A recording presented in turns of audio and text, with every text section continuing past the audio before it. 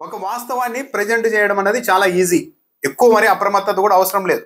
ఉన్నది ఉన్నట్టుగా చెప్తూ ఉంటారు కాబట్టి ప్రత్యేకంగా జాగ్రత్తలు కూడా తీసుకోవాల్సిన అవసరం ఉండదు. కానీ అదే ఒక అభూత కల్పనని వాస్తవంగా నమ్మించే ప్రయత్నం చేసినప్పుడు మాత్రం స్క్రిప్ట్ మీద చాలా పట్టు ఉండాలి. ఎక్కడా కూడా ఒక పాయింట్కి తేడా రాకుండా భిన్నంగా లేకుండా చూసుకోవాల్సి ఉంటుంది. కానీ ఎన్ని జాగ్రత్తలు తీసుకున్నా సరే కొన్నిసార్లు దొరికిపోతూ ఉంటారు. ఈ నకిలీ మద్యం తయారీ వ్యవహారంలో జోగి రమేష్ మొత్తం నడిపించారంటూ ఆయన అరెస్ట్ చేశారు. కానీ అసలు విషయం ఏంటి అన్నది ఈరోజు పత్రికల్లో రాసేసుకున్నారు. అక్కడే తెలిసిపోతుంది ఇదంతా ఎంత అవాస్తవమో అన్నది. ఈనాడు పత్రికలోనే రాశారు. అది కూడా ఏది సిట్ రిమాండ్ రిపోర్ట్లో ఉన్న అంశాలంటూ రాశారు. ఒకే పేజీలో రెండు పక్కన వార్తా కథనాల్లోనే ఒక అంశానికి ఇంకో అంశానికి తేడా రాసేశారు. ఒక చోట రాశారు ఈనాడు పత్రికలో, మొలకల చెరువు ఇబ్రహీంపట్నంలో నకిలీ మద్యం తయారీ కేంద్రాన్ని ఏర్పాటు చేసి, బాగా గమనించండి, ఏర్పాటు చేసి ఆ బురదను కూటమి నాయకులపై చల్లితే ఆఫ్రికాలో డిస్టరీ ఏర్పాటుకు 3 కోట్లు ఇస్తానని జోగి రమేష్ తనను ప్రలోభ పెట్టి ఈ దందాలో పావుగా వాడుకున్నారని జనార్దన్ రావు వాంగ్మూలం ఇచ్చారు. అంటే ఏంది ఇక్కడ చెప్తున్నది? మొలకల చెరువులో నకిలీ మద్యం ఫ్యాక్టరీని ఏర్పాటు చేసి ఆ బురదను కూటమి నాయకుల మీద చల్లితే 3 కోట్ల రూపాయలు ఇస్తానని జోగి రమేష్ చెప్పారని రాశారు. అంటే ఏంటి? ఆ మొలకల చెరువులో ఆ లిక్కర్ ఫ్యాక్టరీ ఏర్పాటు కంటే ముందే జోగి రమేష్ కు జనార్దన్ రావుకు మధ్య ఈ 3 కోట్ల రూపాయల డీల్ జరిగింది అని ఒక చోట రాశారు. కానీ ఇంకో చోట ఏం రాశారు? సెప్టెంబర్ 15, 16 తేదీల్లో జోగి రమేష్, రాములు జనార్దన్ రావును సంప్రదించి జయచంద్రారెడ్డి ఎక్కడున్నారని ఆరా తీశారు. ఆఫ్రికాలో ఉన్నట్టు చెప్పగా ఆ దేశానికి వెళ్ళిపోవాలని ఆదేశించారు. అంటే జోగి రమేష్ జనార్దన్ రావును ఆఫ్రికాకు వెళ్ళిపోని ఆదేశించారంట. సెప్టెంబర్ 23 ఉదయం 8:30 జనార్దన్ రావు జోగి రమేష్ ఇంటికి వెళ్ళారు. 3 కోట్లు ఇస్తానని రమేష్ ప్రలోభ పెట్టడంతో సెప్టెంబర్ 24న జనార్దన్ రావు ఆఫ్రికాకు వెళ్ళిపోయారు. రిపీట్, ఇంకో లైన్, అదే లైనే. సెప్టెంబర్ 23 ఉదయం 8:30 జనార్దన్ రావు జోగి రమేష్ ఇంటికి వెళ్ళారు. 3 కోట్లు ఇస్తానని రమేష్ ప్రలోభ పెట్టడంతో సెప్టెంబర్ 24న జనార్దన్ రావు ఆఫ్రికా వెళ్ళిపోయారు. అంటే ఏంది? ఒక చోటేమో మొత్తం ములకల చెరువులో ఈ ప్లాంట్ ఏర్పాటు చేయడానికంటే ముందే డీల్ కుదిరింది, 3 కోట్ల రూపాయలు ఇస్తాను, అక్కడ ప్లాంట్ ఏర్పాటు చేసి కూటమి నాయకుల మీద బురద జల్లండి అని జోగి రమేష్ చెప్పారని ఒక చోట రాశారు.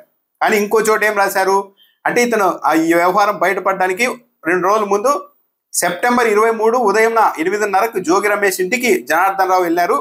అప్పుడు ప్రలోభ పెట్టారు జోగి రమేష్ అప్పుడు 3 కోట్ల రూపాయలు ఇస్తానని ప్రలోభ పెట్టడంతో ఆ మరుసటి రోజు అంటే సెప్టెంబర్ 24వ తేదీన జనార్దన్ రావు ఆఫ్రికా వెళ్ళిపోయారు అని రాశారు. మరి ఏది నిజం? ములకల చెరువులో ప్లాంట్ ఏర్పాటు చేయడానికి కంటే ముందే డీల్ కుదిరి ఉంటే మరి 23వ తేదీన జోగి రమేష్ ఇంటి దగ్గరికి జనార్దన్ రావు వెళ్ళినప్పుడు 3 కోట్లు ఇస్తానని ప్రలోభ పెట్టారని మళ్ళీ ఇంకో చోట ఎలా రాశారు? అంటే వాళ్ళ రిమాండ్ రిపోర్ట్లోనే పొంతన లేవు. ఒక చోటేమో మొత్తం ప్లాంటే పెట్టించింది జోగి రమేష్, 3 కోట్లు ఇస్తామని అప్పుడే చెప్పారు అని ఒక చోట రాశారు. ఇంకో చోట మాత్రం సెప్టెంబర్ 23వ తేదీ ఉదయం 8:30కి ఇంటికి పిలిపించుకొని అప్పుడు 3 కోట్ల రూపాయలు ఇస్తానని ప్రలోభ పెట్టగా జనార్దన్ రావు ఆఫ్రికా వెళ్ళిపోయారు జోగి రమేష్ మాటలు విని అని ఇంకో చోట రాశారు. అంటే ఇక్కడే అర్థమైపోతుంది స్క్రిప్ట్లో లోపాలు దొరికిపోయారు. ఇది అవాస్తవం. వాస్తవం అయితే ఇంత కంగారు పడాల్సిన అవసరం ఉండదు కదా. వాస్తవం అయితే సరే, ఈ ప్లాంట్ ఏర్పాటు చేయడానికి ముందు డీల్ కుదిరిందా, లేకుంటే సెప్టెంబర్ 23వ తేదీన డీల్ కుదిరిందా, ఏదో ఒక లైన్ మీద కట్టుబడి ఉండేవాళ్ళు. కానీ ఒకే చోట ఒకే రిమాండ్ రిపోర్ట్లో 2 వాదనలు ఉన్నాయి అంటే ఇదంతా ఒక ఫ్యాబ్రికేటెడ్గా అల్లారు. కానీ స్క్రిప్ట్లో లోపం బయటపడిపోయింది అన్నది చాలా క్లియర్గా అర్థమవుతోంది. పైగా ఎంత వెనుకేసుకొచ్చే ప్రయత్నం అంటే తెలుగుదేశం పార్టీ తమ్మలపల్లి ఇన్ఛార్జ్, మొన్నటి ఎన్నికల్లో టీడీపీ తరఫున పోటీ చేసిన జయచంద్రారెడ్డిని ఏ విధంగా వెనుకేసుకొచ్చే ప్రయత్నం ఈ సిట్టు చేస్తున్నారో కూడా ఈనాడులోనే రాశారు. ఏం రాశారు? ఈ విషయం గురించి ఇలా నకిలీ మద్యం ప్లాంట్ ఏర్పాటు చేద్దామన్న విషయాన్ని జనార్దన్ రావు వెళ్ళి జయచంద్రారెడ్డికి చెబితే ఫస్ట్ తంబల్లపల్లి నాయకుడు జయచంద్రారెడ్డి, ఆయన బావమరిది గిరిధర్ రెడ్డి తొలుత ఈ నకిలీ మద్యం తయారీ కేంద్రం ఏర్పాటుకు అంగీకరించలేదు అని రాశారు. జనార్దన్ రావు వారిపై ఒత్తిడి తేవడంతో వారు మౌనంగా ఉన్నారు అని రాశారు. అంటే జయచంద్రారెడ్డికి ఇంకేం సంబంధం లేదని క్లీన్ చిట్ ఇస్తూ ఉన్నారు. పైగా ఈ విషయం అయితే జనార్దన్ రావు జయచంద్రారెడ్డికి చెప్పారంట, తొలుత అంగీకరించలేదంట, పాపం మంచి వాళ్ళు. ఆ తర్వాత మౌనంగా ఉన్నారంట. అంటే ఎంత బాధ్యత రాహిత్యం! ఒక తెలుగుదేశం పార్టీ అభ్యర్థిగా పోటీ చేసి ఓడిపోయిన ఇన్ఛార్జ్గా ఉన్న జయచంద్రారెడ్డికి ఆ నియోజకవర్గంలో మేము నకిలీ మద్యం ప్లాంట్ పెడుతున్నామన్న విషయాన్ని జనార్దన్ రావు చెబితే తొలుత అంగీకరించకుండా తర్వాత మౌనంగా ఉన్నారా?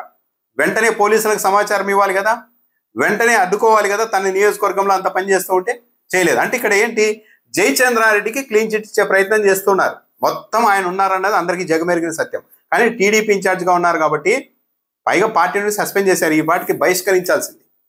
అంటే జయచంద్రారెడ్డి విషయాన్ని ఆయన్ని బయటకు తీస్తే ఎన్నికలకు ముందు జరిగిన లావాదేవీలన్నీ బయటకు వస్తాయన్న ఉద్దేశమో ఏమో, కానీ జయచంద్రారెడ్డిని మాత్రం అరెస్ట్ చేయలేదు ఇప్పటివరకు. ఆయన వెనుకేసుకొచ్చే ప్రయత్నమే చేస్తున్నారు. ఈరోజు ఏకంగా ఆయన అంగీకరించలేదంట. ఆ తర్వాత తప్పనిసరి పరిస్థితుల్లో మౌనంగా ఉన్నారట. నకిలీ మద్యం ప్లాంట్ ఏర్పాటు చేస్తే కొన్ని వేల మంది ప్రాణాలతో ముడిపడిన అంశమై ఉండి ఒక ఎమ్మెల్యే అభ్యర్థిగా పోటీ చేసిన వ్యక్తి మౌనంగా ఎలా ఉంటారు? ఇది కూడా పాయింట్ కదా. అంటే జయచంద్రారెడ్డిని వెనుకేసుకొచ్చే ప్రయత్నం చేస్తున్నారు.